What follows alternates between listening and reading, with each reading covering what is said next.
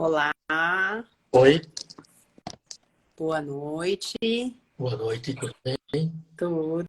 O pessoal está começando a entrar aqui. Boa noite, pessoal. Sejam bem-vindos. Hoje temos uma live com o Dr. José Salomão. Meu nome é Catarina Souza, sou psicóloga, uma das sócias da BA Educa. E aí a gente continua com uma sequência de lives com vários temas aí acerca do autismo. Nós já temos 27 pessoas aqui com a gente, doutor. E antes da gente começar, eu gostaria de pedir, por gentileza, para o senhor se apresentar, porque tem pessoas aqui que estão começando a ter um pouco de informação sobre esse universo, e aí para a gente conhecer um pouquinho sobre o senhor e a gente começar aí sobre o nosso tema. Tá. Bom, primeiramente, muito obrigado pelo convite, para esse papo que a gente está começando, para falar sobre um assunto que eu gosto muito. Meu nome é José Salomão Schwartzson, eu sou médico, eu sou neuropediatra, atendo crianças há mais de 50 anos. Não me considero especialista em autismo, eu me considero uma pessoa que tem muita experiência com isso, mas eu não acho que existe uma especialidade de esse público. Então, na verdade, eu sou um neurologista infantil que atende também, e depois até a gente pode dizer como é que começou essa história. Hoje em dia eu atendo muita gente com esse diagnóstico. Mas eu queria deixar muito claro que, na verdade, o médico que pode fazer diagnóstico de autismo não tem que ser necessariamente especialista nisso. Quer dizer, basta que ele tenha um conhecimento minimamente adequado do quadro. Um bom pediatra pode fazer isso, um psiquiatra infantil. Então, eu queria deixar isso muito claro desde o início. Legal, obrigada. E aí, a gente queria começar. A gente tem aqui um público bem vasto, desde pessoas que estão entrando em contato com o tema agora, até pessoas que já têm bastante familiaridade com o tema. E quando a gente foi divulgar a arte da live, surgiram algumas perguntas e que nos fizeram ter um clique de que talvez o assunto precise partir do marco zero mesmo. E aí, então, a gente queria começar perguntando o que é TEA, o que é transtorno do espectro autista. Olha, para entender esse termo, eu acho que precisa ir um pouquinho para trás e começar com quando essa condição foi descrita inicialmente na década de 1960, lá vai pedrada, com o nome de autismo. Depois a gente pode discutir um pouquinho o quadro clínico do autismo, né?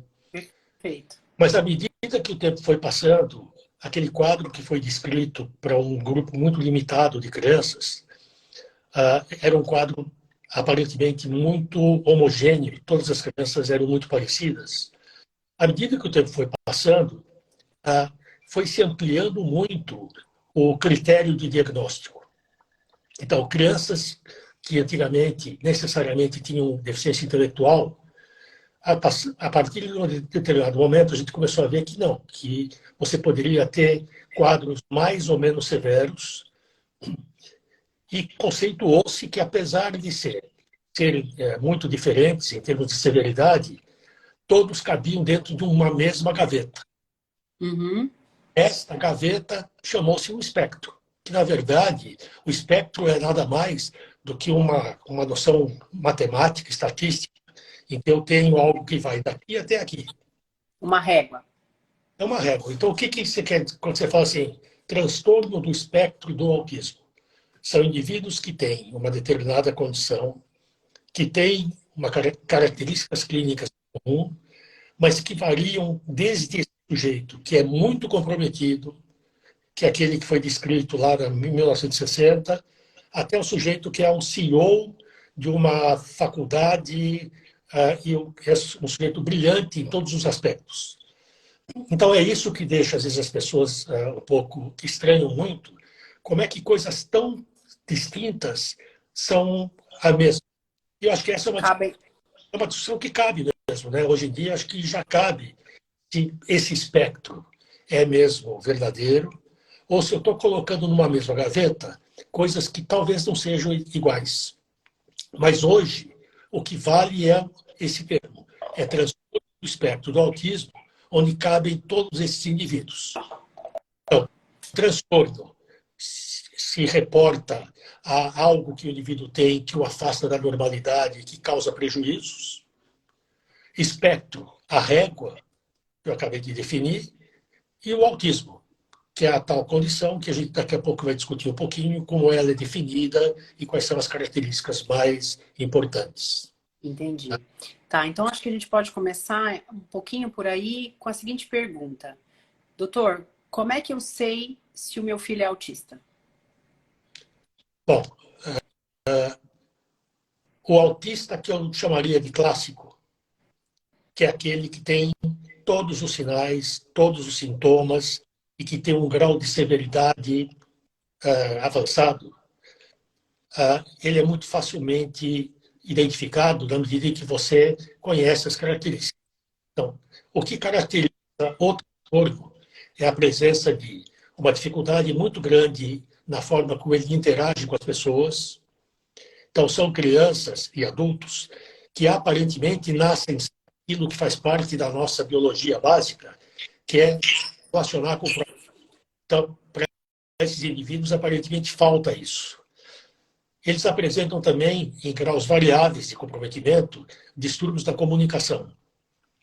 Todo indivíduo que tem diagnóstico de TEA necessariamente tem algum transtorno de linguagem. É uma linguagem, ou ele não fala, ou quando ele fala, é uma linguagem não funcional, ou ele tem linguagem funcional, mas aquilo que você pode chamar de metalinguagem, as coisas mais complexas, ele não consegue alcançar, talvez nunca.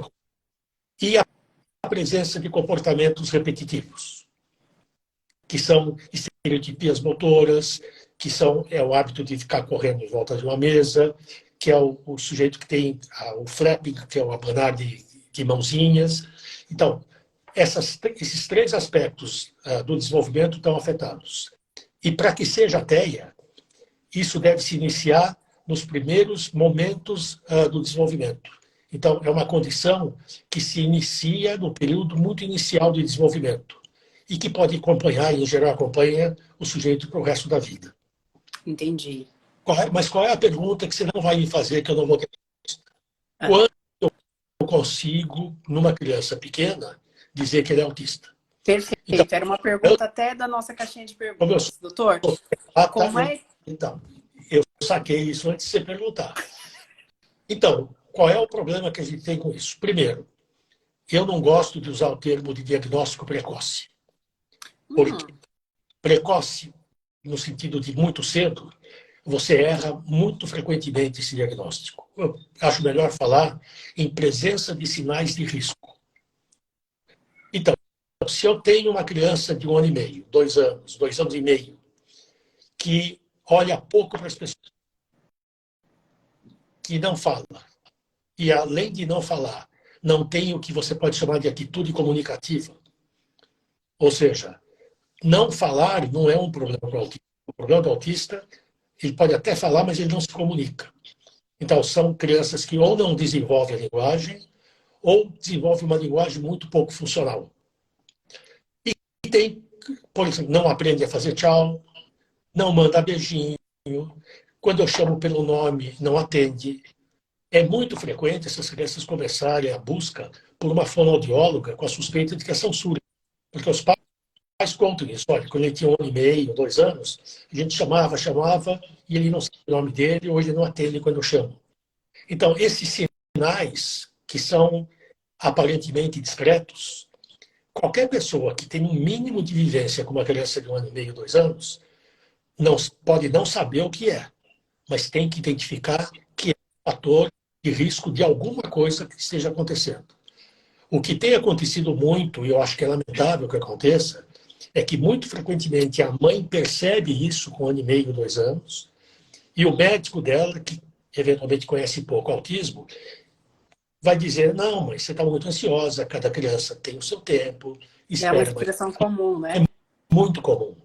Então, se ela não olha para a mãe, se ela tem comportamentos repetitivos, se ela não tem atitude comunicativa, escuta, não tem nada que esperar tempo nenhum, porque, evidentemente, embora você não possa garantir que seja autista ou que tenha TEA, e outra coisa, a conduta hoje, frente a uma criança que tem sinais de risco, é tratar como se fosse. O que é importante, eu acho que isso é uma coisa que você tem que tomar muito cuidado, essa notícia tem que ser dada para essa família de uma forma extremamente cuidadosa. Você não pode rotular uma criança de 1 ano e meio de autista, a não ser em casos muito severos, mas você não pode deixar de falar nisso, porque isso indica a necessidade de um tratamento urgente. Entendi, Ele entende assim, não tem diagnóstico, mas tem conduta. entendi. Tá, e comecei a perceber então que o meu filho não olha, eu chamo pelo nome, ele não responde, ele tem dificuldade em se comunicar. O que eu faço? Você conversa com o teu pediatra. Tenta provar para ele que você não é louca nem tão ansiosa. Tenta dizer para ele que, embora ele possa não achar que aquilo é muito grave, que como mãe você gostaria de ter uma outra opinião, ou de começar a fazer alguma coisa no sentido de modificar o que está acontecendo. Tá, Se ele não aceitar, você muda de médico, procura um neuropediatra, um psiquiatra infantil, ou algum médico de qualquer especialidade que tenha experiência com desenvolvimento infantil. Esse sujeito vai conhecer autismo. entendi. Tá. E aí, quando fala assim, olha, precisa ser feito alguma coisa, doutor, isso significa que existe algum remédio para isso? Quais caminhos os pais eles vão percorrer? Falam assim, ok, entendi, meu filho tem aí, então vamos considerar essa primeira etapa como vencida. Meu filho tem muita dificuldade em buscar as pessoas, de se comunicar e tal. Cheguei no médico, o médico me ouviu. Que passos eu posso esperar depois dessa primeira etapa vencida? Bom, aí você tem que se reportar à literatura mundial, né? Vamos sair da minha opinião pessoal e daquilo que no mundo hoje é considerado o que deve ser feito. Então, em primeiro lugar, todos os estudos sérios mostram que a melhor conduta é iniciar um tratamento com uma psicóloga comportamental que utilize uma ciência denominada de ABA, Applied Behavior Analysis, ou Denver, que são dois métodos de tratamento baseados na teoria do comportamento, do Skinner. O que assusta muito algumas pessoas, porque algumas pessoas dizem assim, mas isso é um treino como eu treino meu cachorrinho a fazer xixi no lugar certo. Não é exatamente isso, mas a base teórica é essa. Qual é a base teórica? Eu desenvolver um protocolo em que eu consigo não recompensar os comportamentos inadequados da criança e fazer com que ela tenha comportamentos mais adequados. Como? Ensinando que ela faça contato visual, fazendo com que ela deixe de ter estereotipia, fazendo com que ela passe a brincar de uma forma mais funcional, fazendo com que ela desenvolva uma atitude comunicativa, oral, se possível, e não oral, se não possível. Então, o que você tem que trabalhar muito com a família, e às vezes com alguns profissionais, é que você não pode se perder da oralidade e ficar insistindo com uma criança que tem esse diagnóstico, essa suspeita, exclusivamente que ela fale. Porque hoje a gente tem muita evidência de que se você oferecer uma forma alternativa de comunicação, isso vai facilitar a linguagem oral se ela tiver essa capacidade. Entendi. Cada coisinha dessa que eu estou te falando é um problemão com as famílias. Porque você está lidando, primeiro, com o estereótipo do autismo, que as pessoas sabem que é uma condição grave, muito frequentemente, que não tem cura, que exige um tratamento prolongado, caríssimo, do qual você praticamente não tem nada por parte de uma política pública. Então, a gente está falando, quando você passa essa notícia para uma família, dependendo de que tipo de possibilidades financeiras essa família tem, é terrível, porque você está dizendo para ela que essa criança necessita de um tratamento imediato, maciço, a gente está falando de 10, 20 horas de tratamento por semana, a um custo imenso. Então você tem que lidar com tudo isso, né? Quer dizer, não adianta eu falar para você que teu filho tem autismo, que você tem que fazer aba 20 horas por semana e que você vai ter que despender por volta de 20 mil reais por mês durante parte da sua vida. Tá, então vamos começar. O senhor me fez pensar em uma coisa que é uma frase muito recorrente que a gente escuta dos pais. Quando eles chegam na frente do médico, falam assim, olha, quanto antes você começar o tratamento, melhor vai ser. Quanto mais rápido for a sua atitude em procurar os profissionais para seu filho começar as terapias, melhor vai ser. A sensação que os pais têm é que é quase como se foi dada a largada. Se você não correr, algo muito prejudicial pode acontecer ao seu filho. É quase como uma relação de alguém que está com alguma patologia e precisa tomar um antibiótico.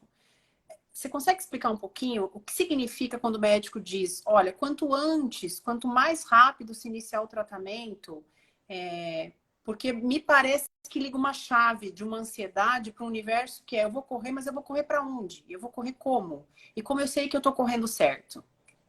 Então, aí tem duas coisas do que você está me falando. A primeira coisa é, mãe, tem que começar já. Não é questão de horas, não é questão de dias, mas eu diria que é questão de meses. Porque os estudos mostram que toda criança que começa o tratamento adequado, cedo, e cedo, antes dos 3 anos de idade, tem um resultado melhor. Isso não significa que se você faz o diagnóstico aos 15 anos, e isso acontece, que ele não vá se beneficiar, mas muito menos. Então, existe mesmo uma urgência. O problema é assim, você tem que dar a eles essa noção de que é importante começar logo, mas eu tenho que dar a eles também um caminho. O que é começar? Você vai procurar uma clínica especializada no lugar que você mora. Se for o caso, você vai levar um laudo dizendo o que essa criança tem e o que ela precisa para o seu plano de saúde, para tentar fazer com que ele arque com o custo desse tratamento. E aí você tem razão numa coisa que, às vezes, você acaba promovendo um grau de ansiedade brutal, porque há famílias que, apesar de saber da necessidade, não conseguem dar esse tratamento. Mas também aí entra o alcance de cada um de nós, né? Quer dizer, eu, como médico, não posso resolver os problemas da saúde mental no Brasil, lamentavelmente. Então, de vez em quando, eu me percebo fazendo exatamente isso que você está dizendo, que estou botando essa família frente a uma situação que eu não sei como é que eles vão dar conta, mas eu não posso deixar de falar para eles que isso é o ideal. E se eles dar o ideal, vão fazer o possível para dar o mínimo possível para essa criança não ficar desassistida. Mas eu estou falando de um tratamento que a imensa maioria dos brasileiros não tem acesso. Então, hoje você vive uma situação, na minha opinião, muito ruim, no sentido de que se faz muito diagnóstico de ideia. O último dado que a gente tem, que vem dos Estados Unidos, mas que deve ser parecido com o nosso, diz que em crianças de 8 anos de idade, 1 em cada 54 são autistas. Escuta, eu estou falando de uma população enorme. É verdade que muitos deles são muito bons, são pouco comprometidos e vão tocando a sua vida de uma certa forma com um prejuízo pequeno. Mas existem os outros que são moderados ou severos. Então a gente criou e está criando um problema do ponto de vista de política pública. Eu identifico muitos, mas não estou dando a eles a garantia de um tratamento minimamente adequado. Lamentavelmente, essa é a nossa realidade hoje no Brasil. Entendi. Não, no Brasil, né? Pelo mundo afora, a queixa é mais ou menos parecida. Perfeito. Tá, então vamos parar aí numa observação e uma pergunta muito comum. Como esse diagnóstico é feito? Eu posso esperar que meu filho vai ser encaminhado para avaliação por outros profissionais? Quais profissionais estão envolvidos na avaliação para fazer um diagnóstico consistente? Depende do quadro clínico da criança. Quer dizer, tem crianças que a minha secretária entre e diz, doutor, vai entrar um autista. Claro, ela está sujeita a determinados erros, mas ela já viu tantas crianças que aquele quadro que é muito característico não tem erro, ele é muito óbvio. Mas, frequentemente, você precisa, para poder elaborar um plano de atendimento minimamente adequado, de uma avaliação neuropsicológica. E, além de uma avaliação neuropsicológica, muito frequentemente uma avaliação de linguagem. Então, se você puder fazer tudo isso, você vai ficar com um mapa muito adequado de como essa criança funciona, quais são as ilhas de habilidade que ela tem e quais são as ilhas de inabilidade que ela tem. E, baseado nisso, você pode bolar um plano de tratamento adequado. Então, o custo disso é enorme, isso leva tempo. Isso sem falar quando você necessita, por conta do quadro clínico, indicar alguma coisa, de exames na área médica. Essa era a minha próxima pergunta. Então, Por que não existe exame para fazer diagnóstico de autismo. Tá? Tá, e por que que tem... Por que que eu escuto como mãe que o teste genético é importante? Então, vamos lá. Quando que você tem que fazer testes? Na minha opinião, quando o resultado desse teste vai mudar a vida dessa criança em algum sentido. Ou a conduta, ou o tratamento, ou alguma outra coisa. Ou seja, fazer exame por fazer não tem o menor sentido. Fazer tomografia, ressonância nuclear, eletroencefalograma, esse monte de coisas. Se você não tiver uma indicação nítida para fazer esses exames, não tem sentido fazer. Um exame... Tá, a pergunta óbvia. O que significaria ter uma indicação nítida para isso? Além do quadro do autismo, ele tem convulsões, por exemplo. Ou ele tem um distúrbio motor importante. Ou ele tem evidências de que o quadro dele, ao invés de melhorar com o passar do tempo, está piorando. Entendi. Surgem outros sinais e sintomas neurológicos que não fazem parte do autismo. Ou ele tem características físicas que fazem você pensar numa síndrome genética. Porque tem que levar em conta que existem, se você quiser, a grosso modo, vale a pena dividir o TEA no TEA tradicional, vamos chamar assim, e no TEA sindrômico, que é o TEA que tem uma comorbidade. Além do TEA, o sujeito tem, por exemplo, síndrome de Down, ou síndrome de Angelman, ou síndrome de Prader-Willi, ou síndrome do X frágil. Então, você pode ter autismo e X frágil, autismo e síndrome de Down. Se você tiver um autismo sindrômico, pela síndrome, já exige um número muito maior de exames a serem feitos. Tem uma pessoa perguntando aqui, ó, achei muito pertinente. Como eu identifico um autismo sindrômico? Existem alguns sinais? Você tem que conhecer minimamente medicina para identificar que o cara tem sinais de alguma outra síndrome. Da síndrome de Down, porque ele tem características da síndrome de Down. Da síndrome de Prader-Willi, porque ele tem... Então, cada síndrome dessa, tendo ou não autismo, tem características muito claras. Entendi. Não, Ou seja, o que eu fico pensando aqui é a trabalheira que deve dar e o tempo que leva para conseguir olhar para essa coisa minimamente de um modo organizado. E a ansiedade que deve gerar nos pais, e falar assim, o que é uma coisa e o que é outra, né? Espera aí. O que tem que ficar claro para a família? O diagnóstico mais elaborado é fundamental. Mas uma vez que eu identifiquei o TEA, ele começa o tratamento. Tá, então se eu entendi certo, me corrija se eu entendi certo. O tratamento, ele começa e a gente identificando os pais junto com o médico e junto com os outros profissionais, quais são as necessidades que elas já foram identificadas. Olha, Começa... e ali é o ponto de partida. Durante esse processo, que pode levar anos, dependendo da doença, você vai fazendo os exames necessários para cada caso. Então, por exemplo, X frágil. é uma característica, que é uma condição que muito frequentemente vem associada ao autismo. Então, eu não vou esperar para saber se ele tem X frágil. Ele começa o tratamento. Ele tem o diagnóstico do TEA e vai fazer os exames necessários para saber. Comprovou que tem outra coisa. Você vai instituir o tratamento para aquela outra coisa. O que dificulta muito o tratamento. Claro, se você tem, por exemplo, autismo numa criança que tem um distúrbio sensorial grave como cegueira, que é uma comorbidade frequente, ou surdez, obviamente que todo o tratamento vai ter que ser feito sob medida para aquela criança. Ou seja, aquela história, né? Muitos analistas do comportamento brincam, e eu acredito que na área da medicina também. Você conhecer um autista significa que você conheceu um autista. Não é régua para você definir parâmetro. Claro.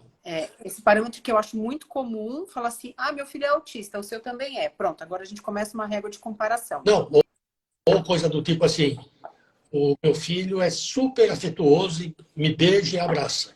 Então ele não é autista. Não. Tem autista que beija e abraça, né? Mas ele tem uma distorção na forma como ele usa a afetividade. Tem autista que fala mais do que a gente, mas fala de um jeito que não é aquele que a gente considera o mais... Tem criança de 4 anos de idade que fala melhor do que eu ou você. Ontem eu vi uma criança de 5 anos que fala como o Rui Barbosa, que conhece o alfabeto em várias línguas, que aprendeu inglês sozinho, que fala, ora Salomão, que bobagem, um cara de 4 anos. Aí você fala assim, esse cara não é autista, porque ele fala, não, sim, ele é autista. E ele usa uma forma de comunicação que não é normal para a idade dele. Uma coisa que a gente vê, às vezes, no consultório, isso é problemático, criança que chega no seu consultório com o diagnóstico de superdotado e sai com o diagnóstico de autismo. Então, isso entra um pouquinho... É uma outra diferença complicada de você fazer as... Então, e aí essa é outra coisa que eu queria perguntar. Tá, meu filho tem diagnóstico de autismo. O que eu posso esperar? O que eu posso esperar no desenvolvimento do meu filho? O que eu posso esperar de resposta ao tratamento? O que eu posso... Como é que eu posso olhar para o futuro? Para mim, essa é a pergunta mais angustiante. Que idade tem teu filho? Vou chutar aqui. Meu filho tem 5 anos de idade, eu não consegui desfraldar, ele ainda não consegue dar nome para as coisas. Doutor, meu filho, eu vou conseguir desfraldar meu filho? Meu filho Então, vai conseguir aprender a ler e escrever? Meu filho vai poder entrar numa faculdade? Você tem que ter alguns anos de profissão para ter a coragem de falar não sei. Então, em medicina, leva tempo você poder fazer isso. Perfeito. Hoje, eu não tenho nenhuma dificuldade em falar não sei. E se você me perguntasse assim, meu filho tem 5 anos, ele vai ser capaz de fazer uma faculdade? Eu diria assim, preocupe-se com o mês que vem, não com a data que vai chegar. Porque você vai saber onde ele vai chegar dependendo dos degraus que ele aos poucos vai obtendo. Não existe aquela coisa, ele não fala. Deu um clique e ele começou a falar. Não existe. Não existe essa coisa de deu um clique e de repente, não deu clique nenhum. Ele vai ganhando, quando ganha, aos poucos, habilidades que aparentemente são muito simples, mas que os pais têm que se contentar com isso. Quer dizer, uma criança que não sabe falar sim ou não quando faz isso, é um bruta ganho. Exatamente. Pela primeira vez pode falar para você assim, dodói aqui. Meu, é uma coisa fantástica. Foi fazer xixi pela primeira vez no banheiro sozinho. Agora, obviamente que é muito mais fácil falar isso desse lado da mesa do que do outro. Claro. É claro que os pais querem muito mais do que isso. E também tem que levar em conta uma outra coisa, Caterina. Tem crianças que, por melhor que seja o tratamento, não melhoram. Tem um distúrbio comportamental extremamente severo, tem que ser medicadas, o que não é necessário em todos. E tem crianças que você não consegue controlar o comportamento nem com medicação. Tá, então deixa eu te fazer uma outra pergunta. Isso tem relação com aquilo que as pessoas chamam de níveis no autismo? Me conta um pouquinho, tem níveis? Quais níveis são? E o que eles significam? Então, hoje a gente classifica em 3 níveis. 1, 2 e 3. O nível 3 é o mais severo. É o indivíduo que vai precisar, pela vida inteira, de muita retaguarda. Ele não vai Tipo, ter suporte massivo durante a vida toda. O nível 1 é o sujeito que tem a necessidade do menor suporte. É o sujeito que tem intelecto preservado, tem uma linguagem funcional e é o sujeito que pode ter uma vida normal. Chamando de vida normal, o cara pode ter um trabalho efetivo, ele pode ter uma série de coisas, e muito frequentemente, aí há um equívoco, os pais perguntam assim, mas ele vai poder casar? E o que eu digo é assim, que casamento não é prova de inteligência. Muito pelo contrário, se ele está mostrando que é um deficiente intelectual. Casou 4 vezes. O cara é burro. Então, casar e ter filhos não é necessariamente prova de sanidade mental. Agora, pode? Claro que pode. Tanto pode que quando você fala com nível 1, por exemplo, acontece aquilo que a Silvana estava brincando com você antes da gente começar. Um pai que vem com o filho, e quando você fala que o filho dele tem um TEA nível 1, o cara olha para você e fala assim, imagina, Salomão, ele é igualzinho a mim. Eu digo, esse é o problema. Ele é igualzinho a você. E esse cara, não infrequentemente, pela primeira vez, se dá conta que ele tem autismo. Eu vivo isso toda hora. Ou ele mesmo se identifica como tal, ou depois a mulher me telefona, fala assim, olha, Salomão, eu não quis falar na frente do meu marido, mas eu acho que ele tem as mesmas características do meu filho. Então, o cara pode casar, pode ser um excelente engenheiro, agrônomo, médico, sim, por que não?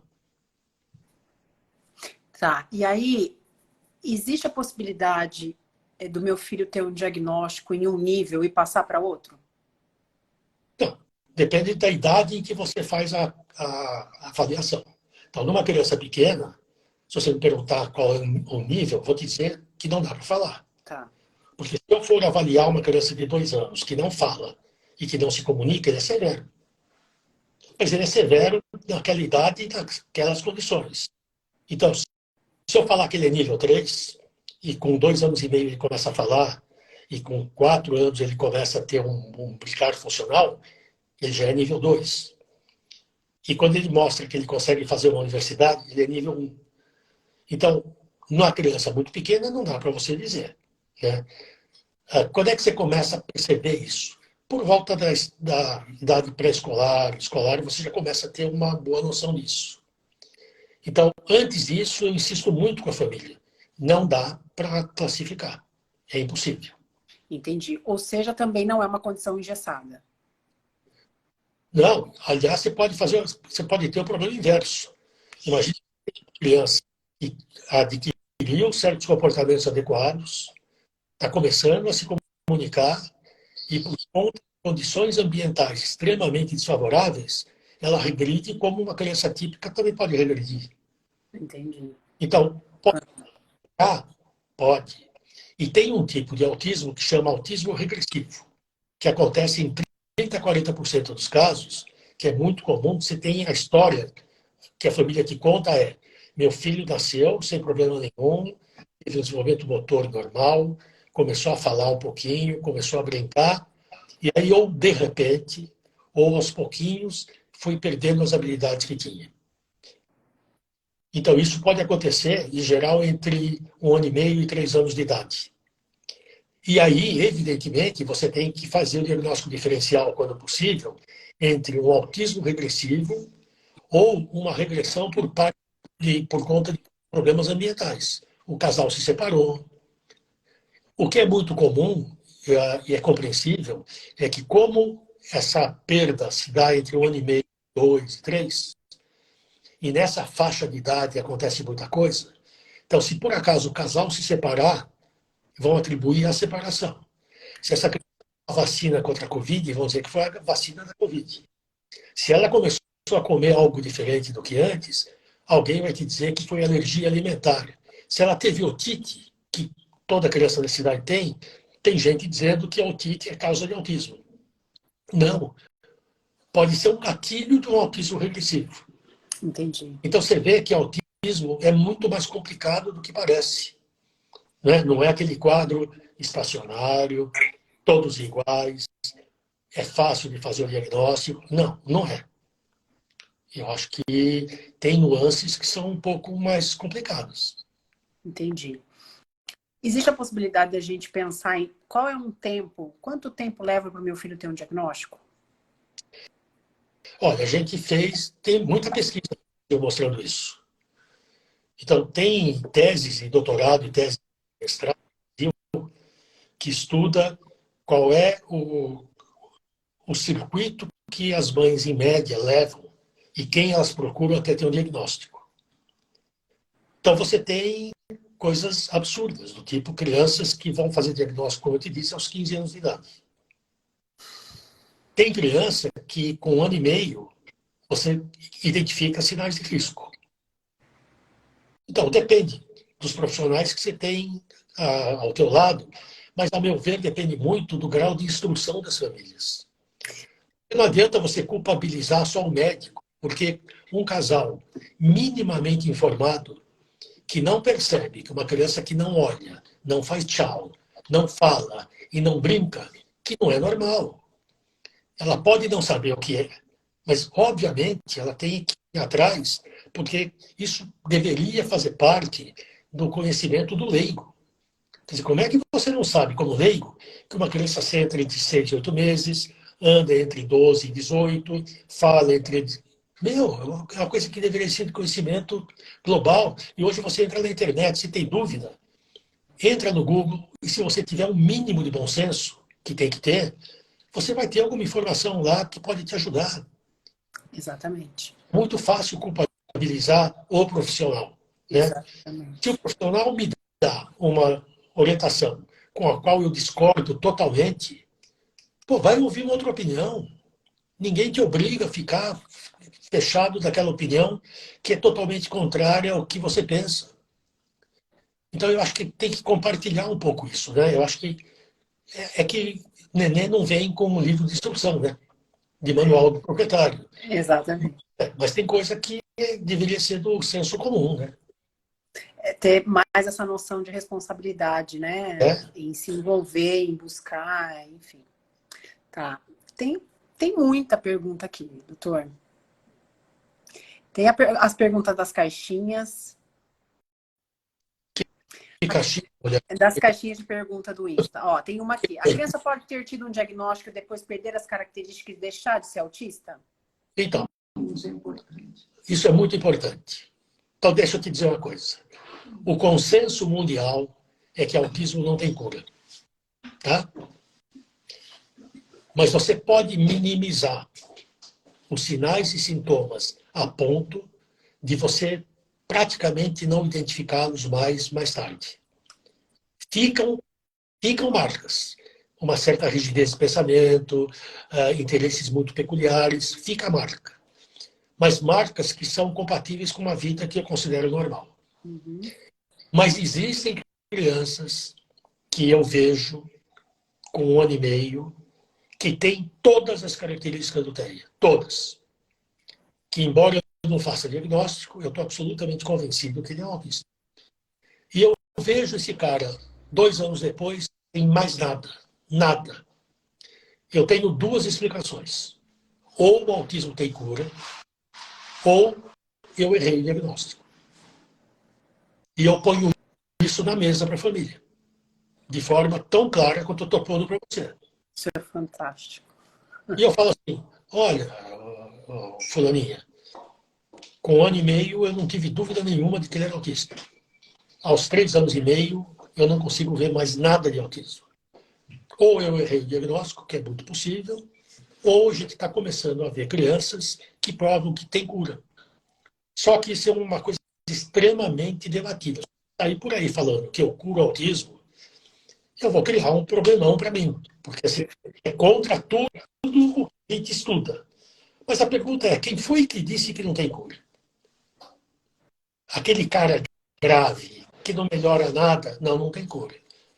Outra pergunta que eu te faço. A gente está vivendo um momento muito especial com relação à TEA, que é bebê da pandemia. Então, os bebês da pandemia, que nasceram durante o fechamento social, que passaram 24 horas por dia trancado com pai, mãe, eventualmente irmão, e tela. Televisão, celular e tablet. E aí acabou e as crianças saem. A maioria dessas crianças não faz contato visual, não desenvolveram linguagem, tem comportamento repetitivo. E aí o que a gente fala para a família? Olha, o seu filho tem sinais compatíveis com o diagnóstico de autismo, mas ele é um bebê da pandemia. A conduta é a mesma. Trata como se fosse. Se for da pandemia, daqui a 6 meses ele está ótimo. Se for autismo, ele não vai estar tão ótimo daqui a 6 meses. Então, isso que tem trazido muito problema. A minha agenda com o negócio da pandemia mudou totalmente. Quer dizer, hoje, 80% do que eu atendo são crianças com menos de 3 anos. Olha. Por conta disso. Quer dizer, são crianças que foram muito expostas ao isolamento social e quando viam as pessoas estão de máscara, o que compromete enormemente. E veja bem, num período da vida em que você faz as primeiras relações sociais importantes. Eles perderam isso. E mais, né? E viveram num nível de estresse ambiental com o qual nem a gente conseguiu dar conta. Pai, Tem alguém perguntando aqui em caixa alta que eu acho que vale a pena. E quando não fechou, devemos repetir? Eu estou entendendo assim, quando não fechou o diagnóstico, o que fazer? repetir o quê? Então, Não. Não, tem sinal de risco, trata. Não, entendi. o médico tem dúvida se trata.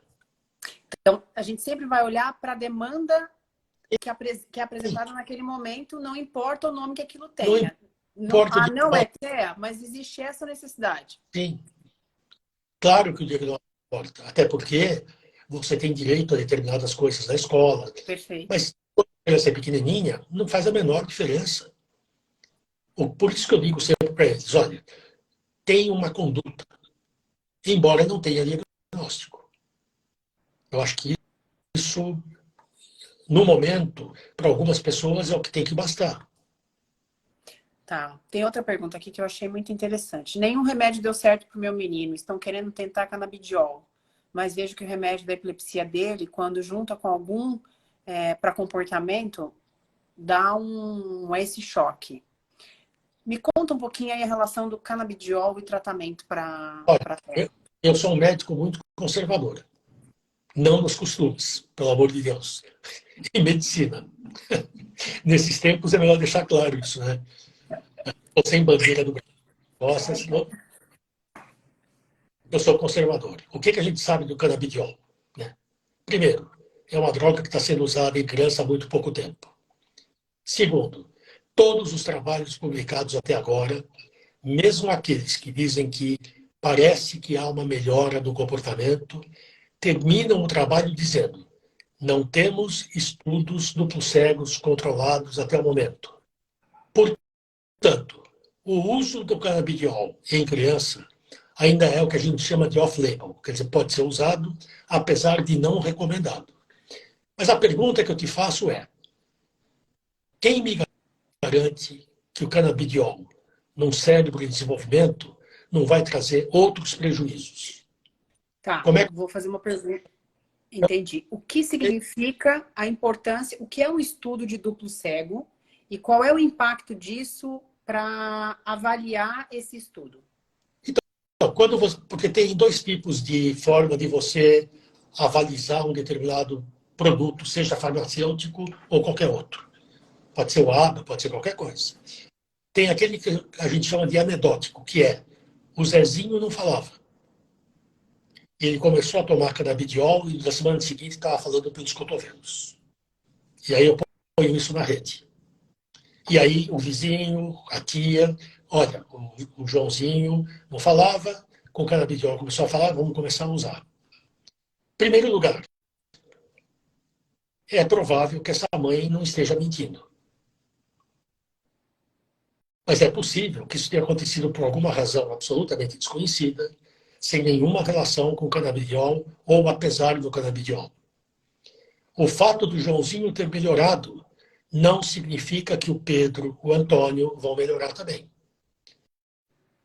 Para eu ter a mínima segurança para usar um remédio, eu tenho que ter uma determinada condição que eu vou usar um procedimento qualquer, num grupo de pessoas, e eu tenho que ter um grupo de pessoas muito parecidos com este, que vão receber algo parecido, mas que é inativo. Por exemplo, eu vou dar canabidiol para esse aqui, um xarope. E esse aqui vai tomar um xarope que só tem mel. Mas nenhum dos grupos sabe quem está tomando o mel ou o canabidiol. Depois de um determinado momento, eu reavalio esse grupo e reavalio este. Nesse grupo, 30% teve uma melhora muito substancial. Nesse, 11%. Se eu fizer uma estatística minimamente razoável e puder provar que essa diferença é significativa, eu tenho uma evidência de que, sim, essa droga que eu usei nesse grupo tem efeitos positivos superiores ao placebo, portanto, mas ainda não basta. Esse laboratório publica esse troço numa revista considerada de bom nível. Outros laboratórios vão repetir. Se o laboratório da Silvana fizer igualzinho a esse aqui e não der igual, esse aqui fica sob suspeita. Essa pergunta dela veio para Tá. epilepsia, viu? Não. Essa pessoa perguntou para a epilepsia ou para o autismo? Porque, Não, para autismo, isso mesmo. Porque o uso em criança do canabidiol, que hoje se considera como factível, é epilepsia refratária a qualquer outro tratamento. Ah, entendi. Tenha ou não autismo, mas não é para autismo. Entendi. Então, se o filho dela está tomando anticonvulsivantes e a epilepsia está controlada, na minha opinião, não tem que tomar canabidiol. Mas se ele está tomando os anticonvulsivantes, já tomou inúmeros, tem 3, 4, 5, 10 crises por dia, eu encaminharia para um médico que usa canabidiol. Entendi. Como eu sentimento honesto para encaminhar para alguém que usa. Entendi. Ou seja, a gente agora parou num momento que era outra pergunta. Eu soltei ela lá atrás, mas eu vou voltar nela, que eu acho que é um desafio, é uma pergunta que todo pai e toda mãe se faz. Quando eu estou seguindo uma linha de tratamento, quando eu estou buscando alguma alternativa, um profissional, uma linha terapêutica, quer seja ela medicamentosa ou não, quais informações eu preciso considerar para eu saber que eu estou caminhando na direção certa? Você depende das fontes de informação que você tem acesso. Então, eu torço para que o seu médico seja uma delas.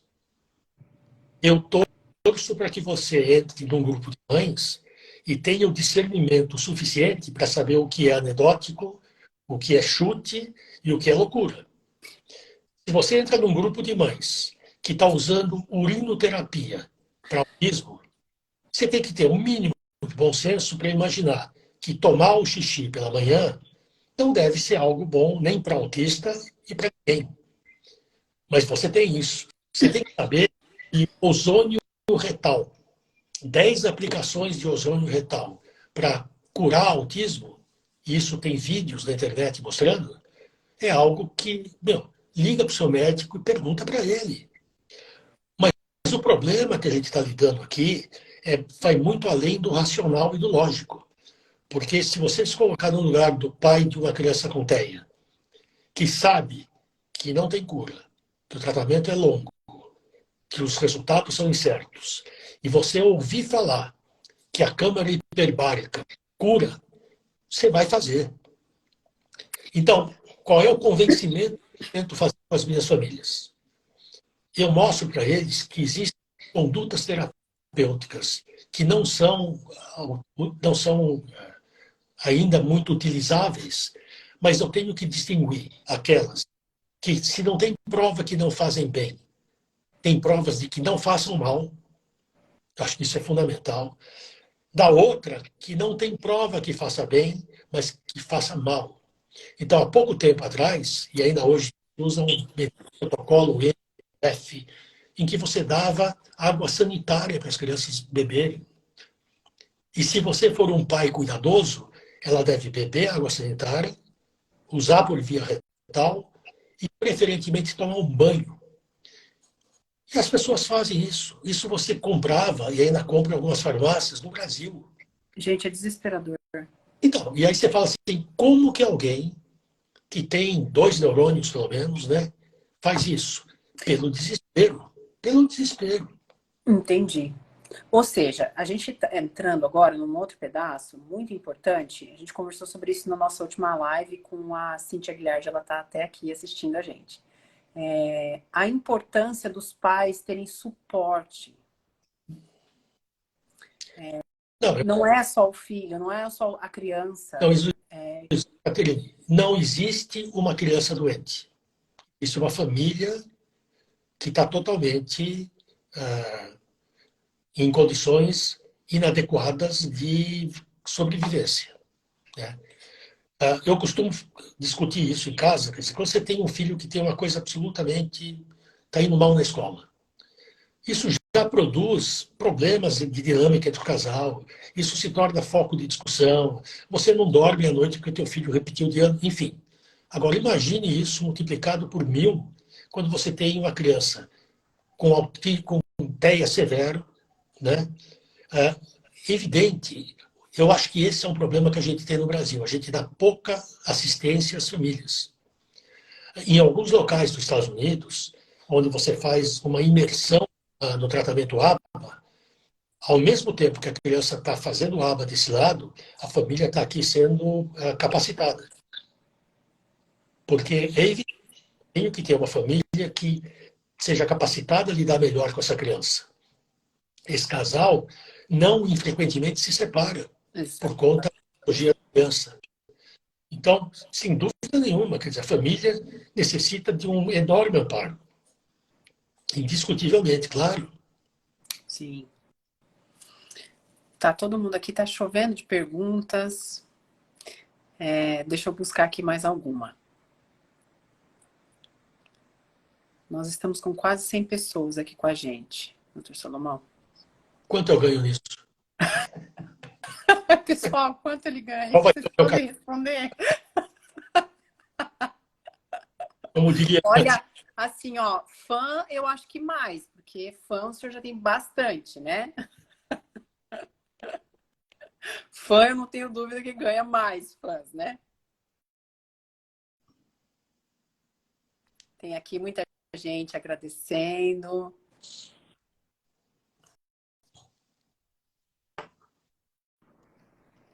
Tá. Eu vou aqui para algumas perguntas das caixinhas para a gente fechar. Eu não vou conseguir olhar para todas, tá? Seletividade alimentar e TEA. um dos aspectos comprometidos no TEA, que eu não mencionei até agora, são alterações sensoriais. Então, o indivíduo com TEA, ou boa parte deles, lida muito mal com estímulos ambientais, do tipo, tem muita dificuldade com relação à altura, são muito cuidadosos para brinquedos um pouquinho mais radicais, tem nojo de pegar em massinha, geleca, não pegam determinadas comidas, escolhem a comida pela textura, ou pela cor, ou pela disposição do prato. E se você juntar uma certa rigidez que eles têm de pensamento com alterações sensoriais, muito frequentemente isso acaba desaguando numa queixa que é muito comum de seletividade alimentar. A seletividade pode se dar por tudo isso que eu te falei, pela cor, pelo jeito, pela textura. Eu tenho crianças que só comem coisa crocante, crianças que só comem coisa pastosa, crianças que só comem coisa amarela, crianças que só comem se você dispuser a comida num determinado jeito no prato, em que, por exemplo, o arroz não pode encostar no feijão, que não pode encostar. E eles têm uma sensibilidade de tal ordem que eu tenho um menino, por exemplo, que ele come muito bem quando a comida é feita pela mãe.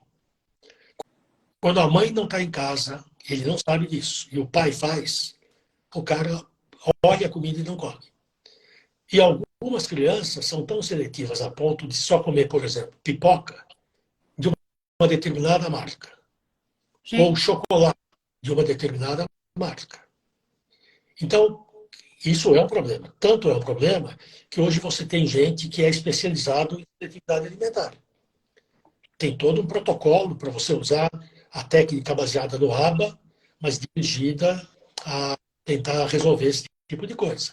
É aí que entra a importância da terapeuta ocupacional, né, que trata dessas crianças usando aquele protocolo da IRIS de interação sensorial, que é super importante. Uma outra coisa que às vezes eu tenho uma forma um pouco diferente de ver do grupo que usa ABA, é que o grupo que usa ABA frequentemente não considera importante a presença da fonoterapeuta. E eu acho que é importante. Muito embora o ABA trabalhe em comunicação, o que a gente tem visto é que se você também tiver uma fonoaudióloga com conhecimento razoável de autismo, ajuda muito. muito. O ABA só, na minha opinião, não dá conta de todos os aspectos da comunicação alterada dessas crianças. Perfeito. Doutor, tá Tá. cheio de pergunta aqui. É. E aí a gente super esgotou o nosso tempo, porque essa live era uma live para ser de meia hora.